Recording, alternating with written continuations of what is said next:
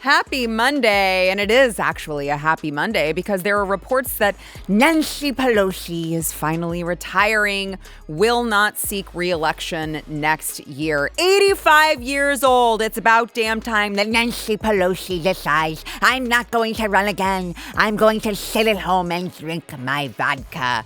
Girl, it's about time. Don't let the door hit you where the good Lord split you. Take care now. Bye-bye then.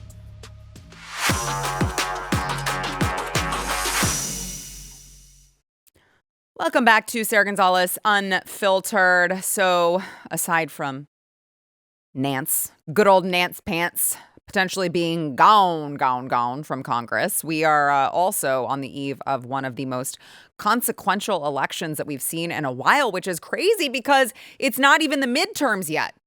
We're not even talking about the midterms, and we are talking about something that could have far-reaching ramifications. All of these elections coming up tomorrow, far-reaching ramifications across the entire country, because it really feels a lot like our last chance to protect our country from being taken over by these, it's not just leftists, right? It's not just, oh my gosh, this person is a radical leftist. We're talking about communists and Muslim Islamic candidates. We see how it's happening in the UK. We see how it's going for them. We could either choose that here or decide that's just not going to be a good idea for us. Now, I want to first talk about the one who checks all three of those boxes, leftist, communist, and Muslim, which is, of course, Zohran Mamdani. He is, as well as the polls can tell, he is about to win as mayor in New York City. And, you might think like, well, let's just let him run this New York City, this leftist shithole into the ground. Just let him do that. You get what you vote for. That's fine. If they want to choose that, then you just let them do that. Well, the problem is that his policies could bankrupt the city, which we've already talked about. And he could have people, just another mass exodus from New York, which would really spell trouble for the state. So I want to show you this new poll. It asks, will you stay in New York City if Mamdani wins the mayoral election? 9% of the people who answered this poll said that they would definitely leave. No. Again, you're like, oh, it's only 9%. 59% said they would stay. 25% said they would consider leaving. Only 9% said that they would definitely leave. But 9% of New Yorkers is 765,000 people. And that would be one of the biggest mass exoduses in American history. Now, then you take into consideration that 25% who are considering leaving, if they left, that's 2.12 million people leaving New York City. Now, you're talking about an economic collapse for the city just because Zohran Mamdani wins. And on top of that, his plan to tax the rich is behind this. The top 1% of earners in New York pay around half the city's income taxes. So who is going to pay for all of this shit if all of the top earners are leaving? It's like we already saw this play out in places in California. When you rely on the top 1% of earners, and the top 1% of earners actually have a whole lot of income, disposable income, to just move, if you elect a radical Muslim communist, they're just going to do that. And then you won't be able to tax them. So how is he going to pay for all of this free shit? The government-run grocery stores, the free buses. I'll use the air quotes because we all know none of this is actually free. Then all the other city services are going to start circling the drain. You're going to have fewer funds for police, for fire, for transit. Now, put on top of that, he doesn't actually want you to have funds for police, but you get my point, right? Then comes real estate issues. You'll have a rise in vacancies. The property values, in turn, are going to plunge. The lenders are going to get hit. More rich people are going to snap up properties across the country, which is going to cause real estate to rise everywhere else. So if the trends continue, New York City is not just going to, we're not talking about a temporary decline. We're talking about the potential for New York City becoming unrecognizable as the global powerhouse that it once was, that I think the rest of the country still look at New York City and envision that is optics-wise to the rest of the world New York City is the embodiment of this entire country. Now, especially add on top of that, if the financial sector relocates, I mean, we're talking about major catastrophe here. And so I could go on about New York City and Mamdani, which we have in shows prior, but it's not the only race that you guys need to be watching. You also have another Muslim socialist, this I'm the captain now mayor in Minneapolis, at least he's running for it, Omar Fateh. Assalamu alaikum. Assalamu alaikum. Somalia. Somalia.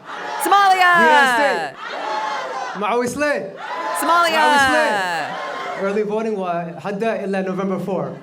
Okay, November 4th and Somalia. November 4th, Somalia, and I need your vote. The only English we're gonna win. happening. Oh, we're going to win. There's some English there as well. So a man running for mayor in a city in the United States of America is speaking more of a foreign language than English. Just a couple words in English here and there. And what is he chanting? Somalia! Yay, Somalia, not United States, Somalia. That's also not the only place across the country that this is happening. You also have Musab Ali from Pakistan, who is running for mayor of Jersey City. And one of his campaign promises is to use tax dollars to help illegals fight ICE, fight deportation. He does not want to cooperate with ICE. He wants to help these illegals fight deportation. He calls himself, by the way, the Black Zohran Mamdani, which to me, I'm like, I wouldn't brag about that, honestly. But then I remembered he's a Democrat in New Jersey. And I guess that's the type of thing that they brag about. And by the way, Ilhan Omar, speaking of not bragging about something, Ilhan Omar endorsed him. Now you have Virginia as well, which is several races over there that are worth just mentioning, touching on. You have Abigail Spanberger, who is running for governor. Now, this is the same lady who endorsed the attorney general candidate over in Virginia, the Democrat Jay Jones, who called for the murder of innocent children and doubled down on it later, by the way, in text messages to a Republican in the state of Virginia. He was like, yeah, I said what I said. Sometimes people don't move on policy until they feel pain. Yes, I think their children should die because then they'll vote the way I want them to. That's the race going on in Virginia.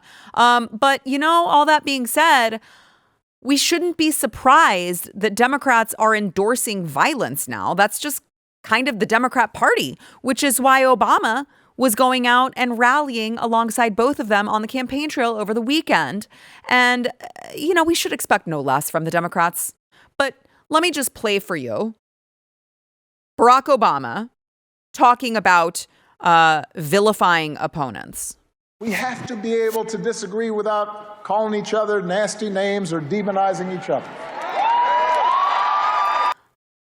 I would agree with that. It's just that the guy that you were on stage for, one of the people that you were on stage for, as I mentioned, said that he wanted someone's children to die. Do you know who you're there for, Barack Hussein? Do you know? Actually, I don't think he does, because he also said this about Abigail Spanberger. And Abigail doesn't just believe in working with everybody, she also believes, and this is really important, in listening to everybody.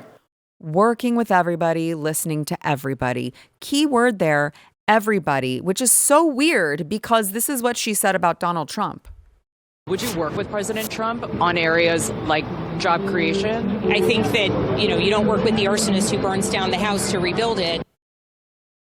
Oh, everybody except Orange Man Bad. Orange Man Bad, no. Everybody else, totally, yes, we will totally listen to them and work for them, I am sure.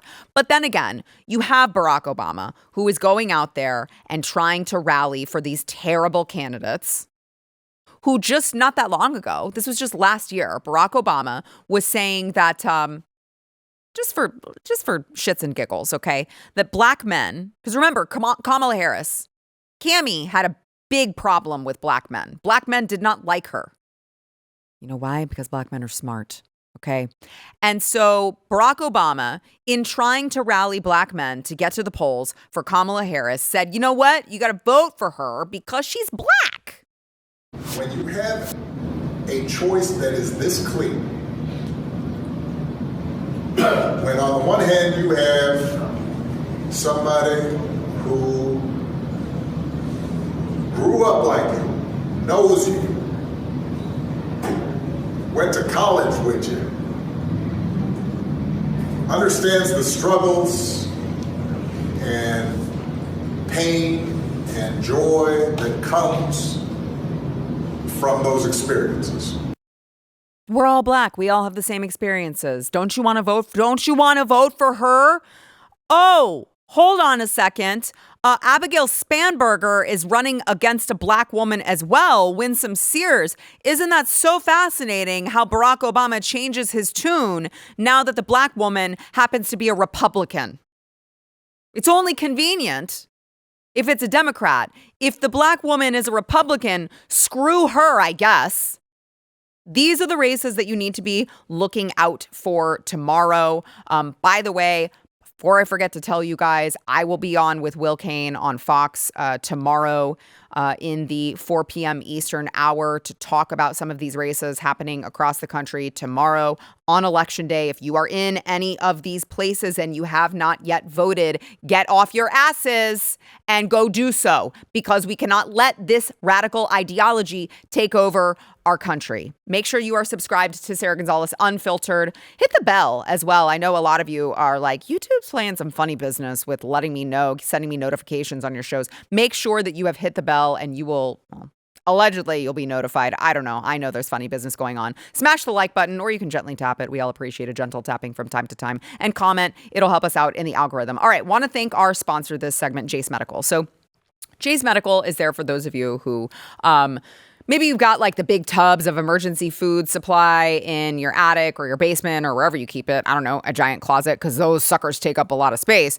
And so you understand being prepared for an emergency is very, very important. Even if you don't have that yet, let me explain to you why you need the Jase case. Because if you are in an emergency, you may have food, you may have water, but you're not going to have what you're not going to have if you don't have the Jase case is emergency medication. So the Jase case offers you life-saving antibiotics and medications in the event of, yes, an emergency, a natural disaster, a supply chain crisis. Your pharmacy's getting blown up by a suicide bomber who has ties to Zohran Mamdani. I don't know. I'm just saying it could happen. So the point is, you need to go to jase.com. You need to go get a Jase case. And while you're there, you can actually customize it to your family's liking and to your family's needs. So if you need an EpiPen, someone's got a deadly allergy, get the EpiPen. If you need ivermectin because, for reasons, make sure you get ivermectin. Customize it however your family needs it over at jase.com. Just don't sleep. Don't wait until you're in an emergency. Go to jase.com and use promo code Sara for a discount on your order. That is promo code SARA at jase.com.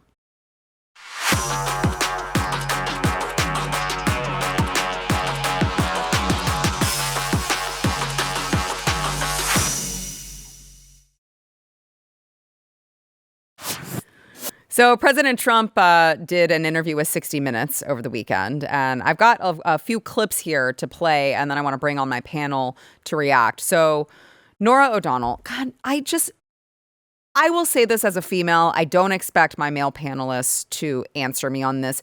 I just feel as a female, she just has this punchable face. I don't like her. She's very smug.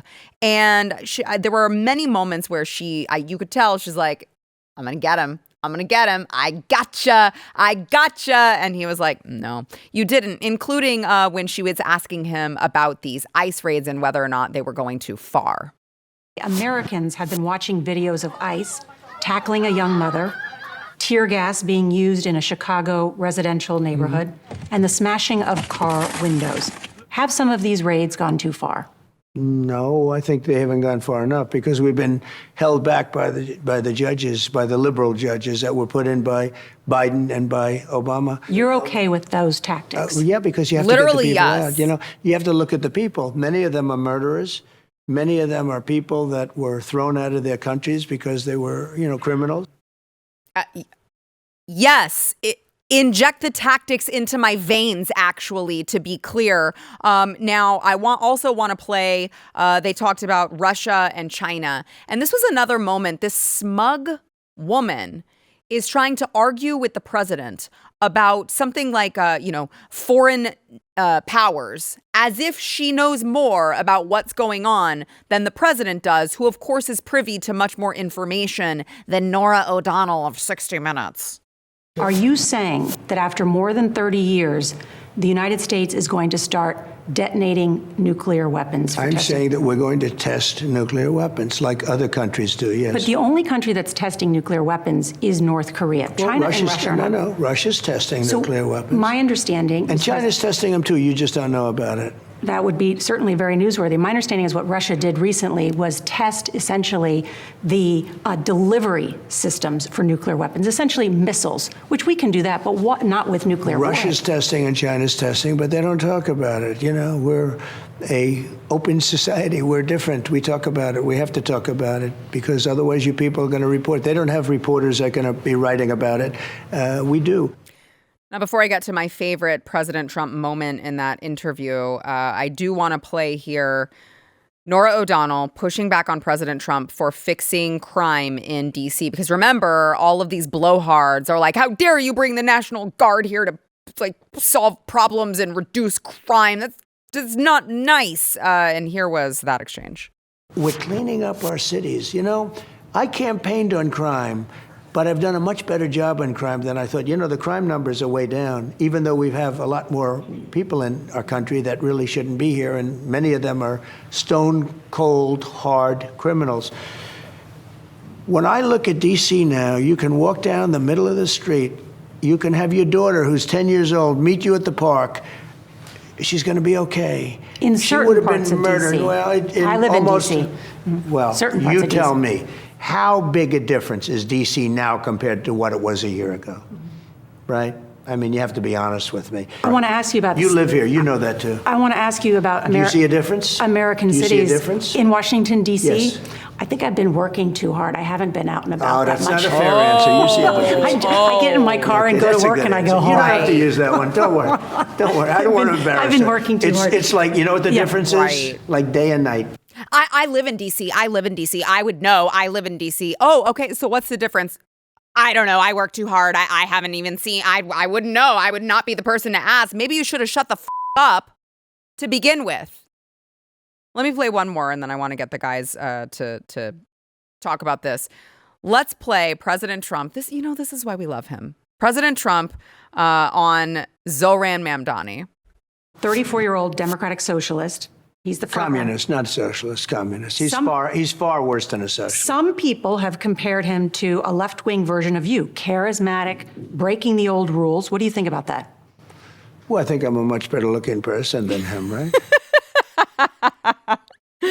All right, joining me now to discuss, we have Matthew Marsden, Blaze TV contributor and actor and producer extraordinaire, along with Adam Johnson. Of course, he is the lectern leader, and make sure that you go buy Adam's book as well over at unlicensed.furnituremovers.com. I'm going to let you go ahead and connect the dots there on why because it took me a second. It took Matt a second, too. Mm-hmm. When we heard it the first time, Adam, we were like, why? Wait, is that I was like, is that a side business that he has? Has he got a furniture moving company? Yeah, like okay, I guess. Oh, January 6th. Got it. So make sure that you go check out his book. So I just want to state for the record that Chuck Schumer is very mad because the 60 Minutes show only aired 27 minutes of Trump's interview, even though they taped for over an hour. And Chucky was trying to argue like, oh, well, maybe I should file a complaint with the FCC against the Trump White House for editing his unhinged 60 Minutes interview. It's going to use the exact same language that Trump lodged against Vice President Harris, except there's just one problem. The White House already released the full interview online. So like there was they don't have anything to hide actually because they already released it all. Democrats are stupid and continue to be retarded, Matt. Yeah, I was going to say the R word. I was going to say they're retarded. I mean, look, if It's not the R word. It's just retarded. Yeah. Well, look, Bringing it back, ladies and gentlemen. Actually, it never left Sara Gonzales Unfiltered. Exactly. So, I mean, if anything, we would say that if they were not going to air it, it was because it was going to make Trump look great. I mean, right, exactly. The other thing is the case with Kamala Harris. We know that she's a complete car wreck. Right. And I am going to say what I said to you off air, and you can give me crap for it. But when I met with President Trump, oh my God, here we go. I was telling him we were talking about following him in a documentary, and he said, look, I can go on 60 Minutes anytime I like. And I said, Mr. President, they hate you. Like, why would you do it? So I think right now, what's amazing about that, nobody buys what they're saying at all. Mm-hmm. And I think he's enjoying it. I think he's so at ease with who he is and where he is and what he's doing. And he is getting his plans enacted for the most part. He can just knock them around. And that last line, I'm telling you, he has the greatest one-liners of any president in history, bar none. He is amazing. Yeah, Adam, it does feel like even if we were blessed with a President J.D. Vance, we are never going to get that right there, the wittiness, the quick on his feet. We're never going to get that again. No, I said last time, I'm really appreciating Trump 2.0. It seems like as much as a filter as he didn't have, he seems to have completely burnt it to the ground this time through. And, for 60 Minutes, for all their selective editing of the last time he was on, why haven't they put out any clips of him this time? Is it because he just crushed this entire conversation and he was on his toes? Because they had no problem doing it last time. Yeah, that's a great point. It's also laughable that the Democrats seem to not understand time constraints.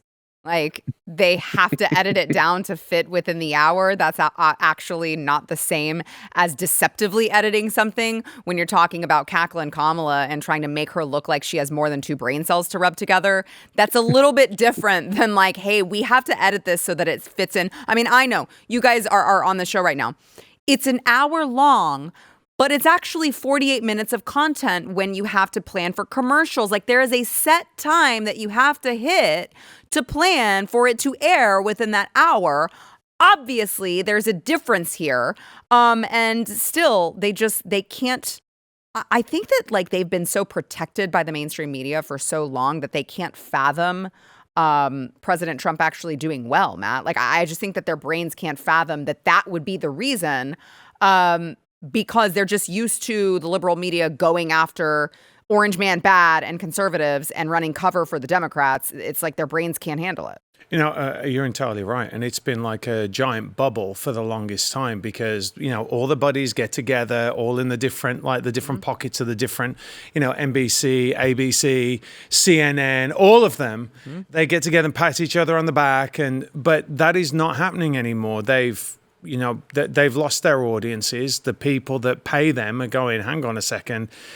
It's the same with Hollywood as well. Hollywood is absolutely losing it right now. They don't have people putting bums on seats. So when that happens, the finger pointing starts. So the narrative is falling apart. And certainly, I mean, I think that Trump is more popular now than ever across the board because so many people have seen actually that not only are they seeing how aggressive people are going after him on things that they shouldn't be aggressive with him about, like trying to cut the debt, going after corruption, waste, fraud, and abuse, right? And the regular folks are like, hang on a minute, why do you have a problem with that? Like, so I think that they're really struggling. They don't have that cover anymore. Yeah, Adam, to Matt's point here, I think that another thing that Americans are like, we voted this guy in office to get rid of all of the illegals.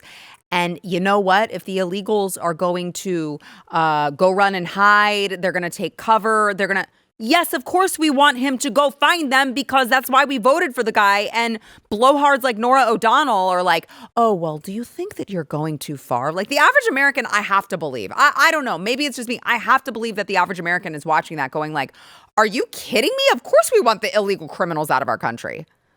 We absolutely do. I mean, I want so many deportations that I don't have to press a number to select English on a phone call. Yep. That's what I want, and that's what America voted for. And the mass migration that we saw into our country under the Biden regime is not just affecting us, at a local level. It's nationally. They flew these people into cities all over the countries. They're giving licenses to them now, and I want to say it's Michigan to vote. I mean, we have an actual problem, and this is not just something that's going to go away if we just sit around and wait for it. We need to be proactive. We need to be, and they say things like, oh, it was a young mother or residential neighborhood. I don't care where they are. Find them where they are and take them out. We need to get them out of our country now. Yeah, and I often say to people, if you have a problem with these illegals, if you have a problem with they like to give the sob story about but what about they left behind a 2-year-old? It's like, okay, so send the 2-year-old back. I don't care. Right. And if you want to blame anyone, blame A, the parents for bringing the child, or B, Kamala Harris and Joe Biden and Barack Obama, because we all know this was Obama 3.0, blame them for thinking that it was a good idea to import all of those people. But don't blame President Trump for just upholding law and order. Like you need to redirect your ire towards the right person. And it certainly isn't the guy who is saying, hey, we should enforce the laws already on the books. It's ridiculous.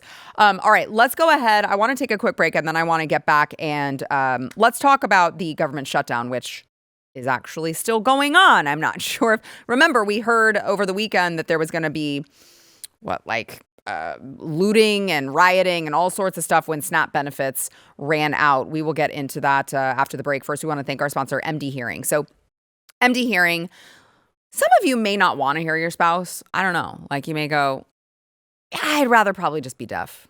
You're nagging me. Doesn't Steven have hearing aids? He has one, yeah. Sometimes it's not turned on. And I'm like, why is your hearing aid not turned on? You don't want to hear me? It turns out the answer is yes. I'm just kidding. But MDHearing is there for those of you who maybe you're losing your hearing and you're missing out on stuff. You're missing out on moments. You're missing out on, like maybe your grandchildren's laugh or maybe, an offhand joke that in a crowded restaurant that made everyone else smile. And you're like, MDHearing actually was built by doctors who realized, which I did when I heard about hearing aids, realized that hearing aids are absurdly expensive. We're talking thousands of dollars just so you can hear. MDHearing was founded on the premise that you shouldn't have to pay an arm and a leg just to be able to hear again. Their hearing aids are rechargeable, they're comfortable, and tuned to your unique hearing profile so you can focus on the people in front of you, not the volume dial. They've got Neo XS and Neo models that, they're so sleek, no one is going to see it. No one is going to see it, and you're going to forget you're wearing them. So go check them out. You can get a pair of hearing aids for just $297 over at shopmdhearing.com. Use promo code Sara. They're going to add in a free extra charging case, $100 value just for listeners of this show. Shopmdhearing.com. Use promo code Sara.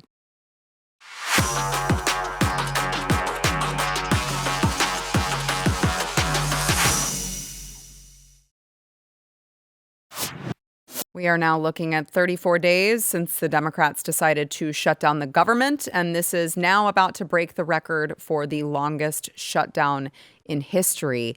And it continues to fascinate me when you look at who Americans blame. I'm looking at it and I'm like, well, it's just simple math. There's 53 Republicans, and you need 60 votes on this clean CR. You need 60 votes. You just need 60 senators to say we are not going to hold hostage the American government over providing illegals with free health care.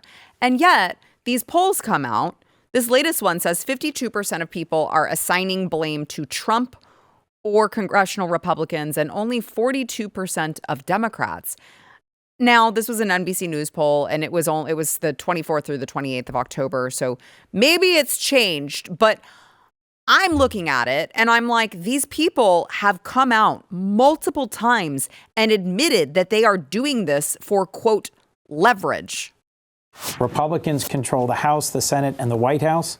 Frankly, this is our only moment of leverage, and although a very unpleasant tool to use, I mean, shutdowns are terrible. And of course, there will be, families that are going to suffer. We take that responsibility very seriously.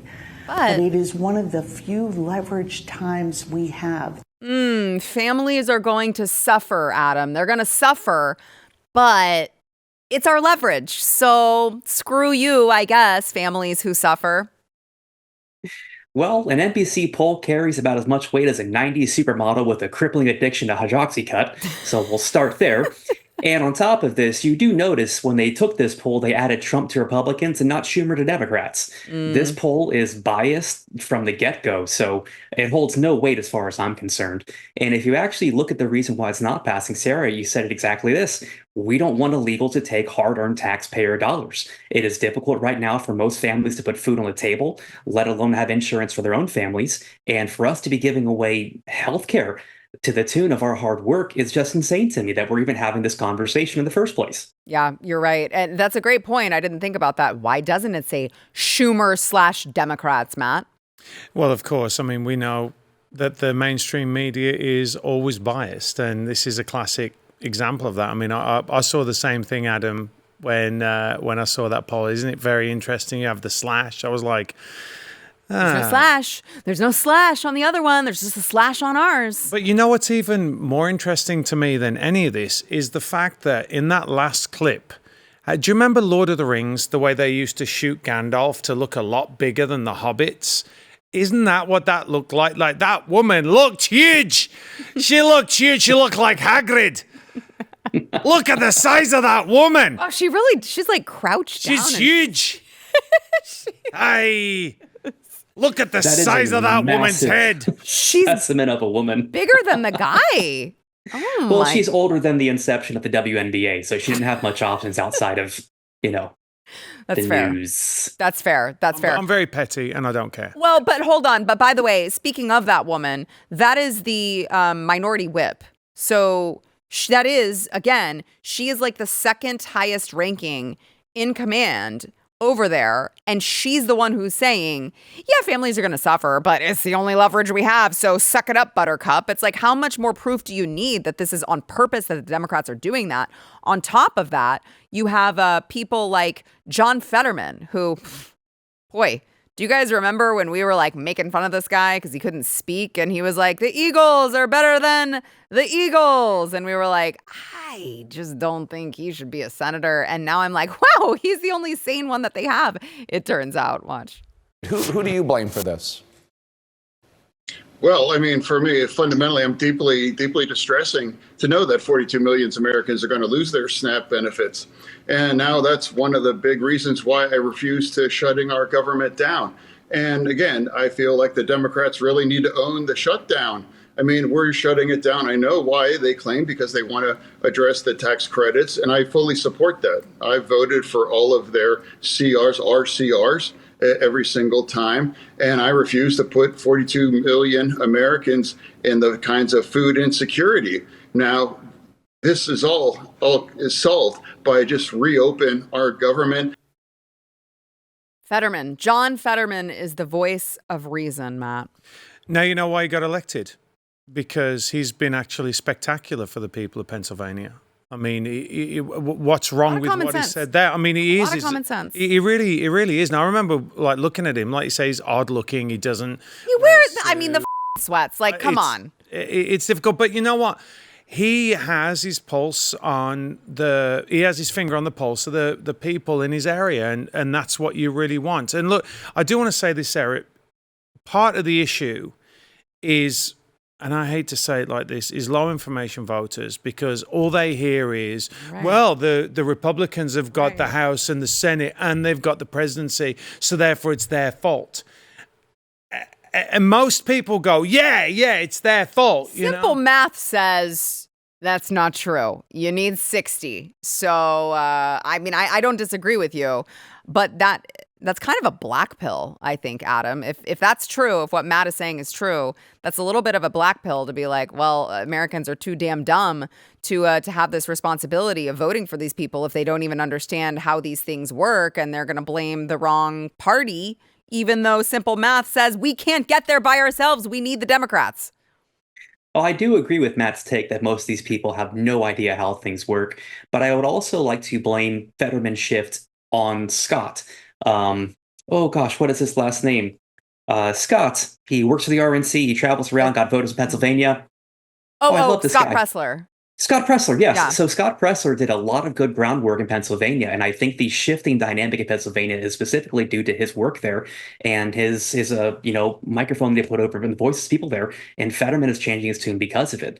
Now, if we're talking about government subsidized, SNAP benefits, I'm actually against it completely. Yeah. And I think it should be done at a state level. If you have a population in your state who cannot afford to feed themselves, I think it's incumbent upon the state, not the federal government, to take care of its people. The government should be completely not involved in this, as well as with healthcare, in my personal opinion. Yeah.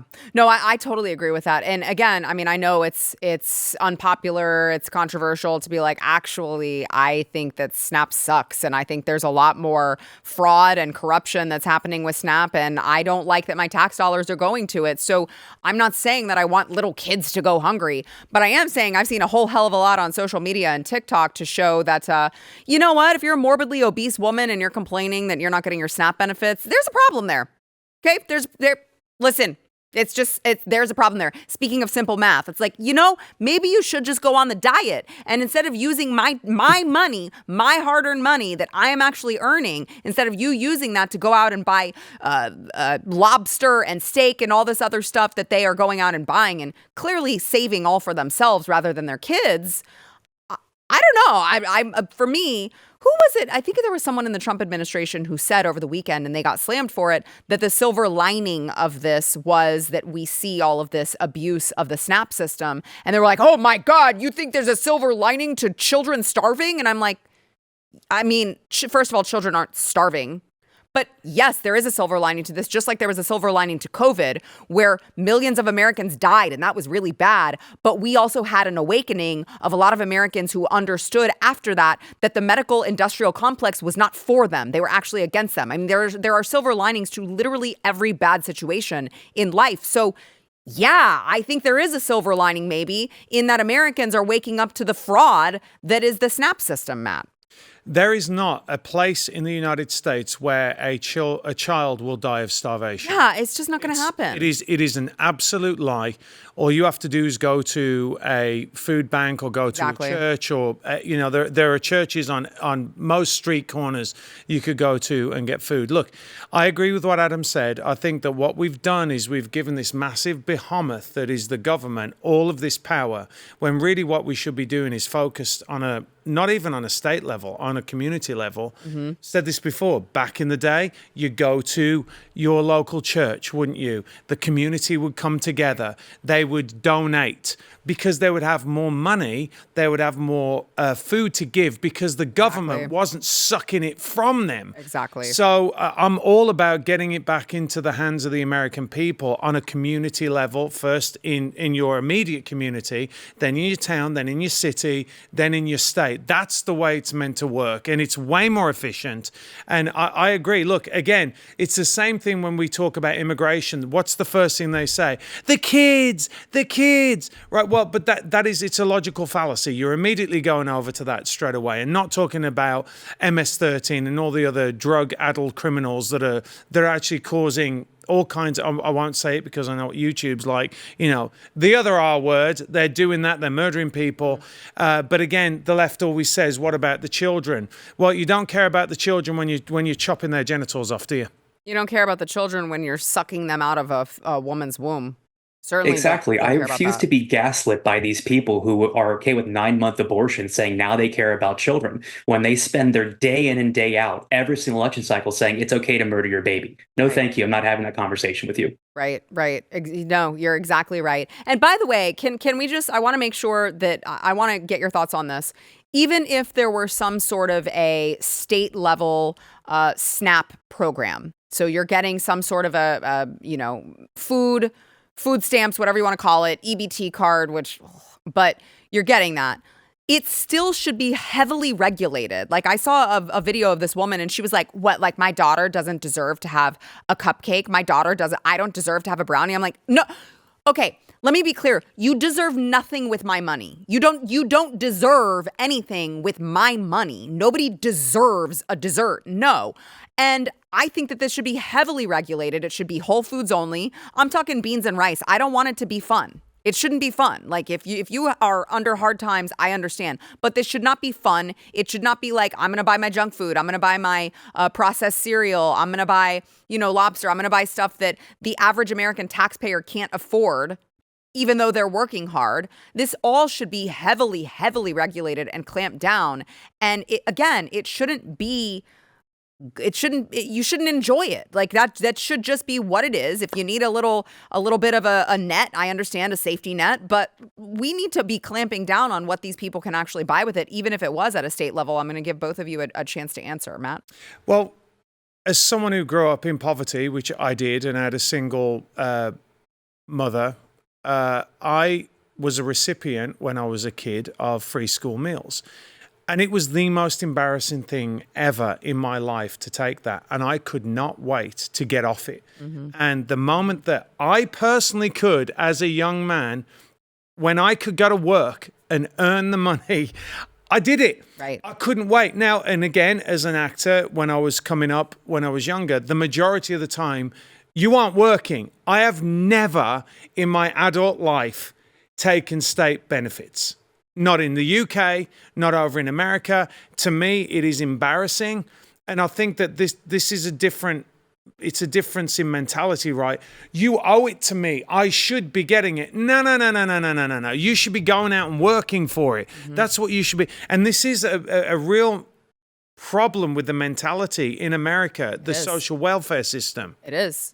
It is. And that's what the government wants. They want to get you on the teat, because if they get you on the teat, they get your votes. That's and Adam, just to close us out here, that's kind of been one of the purposes of this, infiltrating the education system, is so that these little commies grow up and they're like, well, that the government is there to take care of you. That's literally what they're supposed to do, is take care of us. So we should just expect it from them. I completely agree. And listen, this kid's school lunch, right? I mean, if we look back to Michelle Obama, she had, what was it, the No Hunger Kids Act or something she installed? And it was all about restricting their diets, making sure they were, calorically restricted. They were given fruits and vegetables. It's a Democratic talking point to make sure that we monitor the foods that are going into kids and going into adults. Isn't that correct? And this is where I stand with it. If we can do it for children, we should do it for adults. Mm-hmm. And, we teach these kids from a very young age that you were owed something. I teach my kids from a very young age, you are owed nothing. If you want something, you work for it. Yep. And if you work hard enough, you can have whatever you want. That is the greatness of our country. Yep. Yeah, I know. I teach my kids, you are owed nothing, and also life isn't fair, so get over it. All right, let's go ahead and take a quick break. We'll be back with more with the guys, but first I want to thank our sponsor this segment, Cove Pure. So Cove Pure is a water filtration system. It's a water purifier. And here's the thing. The people who work here understand that I am actually a water snob, because you can taste the difference. There is a certain type of water, and I won't say which one, but there is a certain brand that I'm like, don't get that. It tastes like bottom. That's not actually what I say, but I'm censoring myself for the benefit of Cove Pure, because I don't want them to be upset at me. But my point is, Cove Pure understands that not all water is made equal. And so they will filter out, things like that you don't realize are in the water system, like antibiotics, antidepressants, hormone disruptors. I mean, it is really nasty what these public water systems are allowing into our water, but they actually remove, Cove Pure does, up to 99.9% of impurities, including pharmaceutical drugs. So it's very, very easy. You can see the picture right there. It just sits on your countertop. There's no plumbers. There's no drilling. You just fill it up, plug it in, and you can have delicious water. You can go to covepure.com/Sara. For a limited time, you're going to get $200 off your Cove Pure. Go check it out, covepure.com/Sara.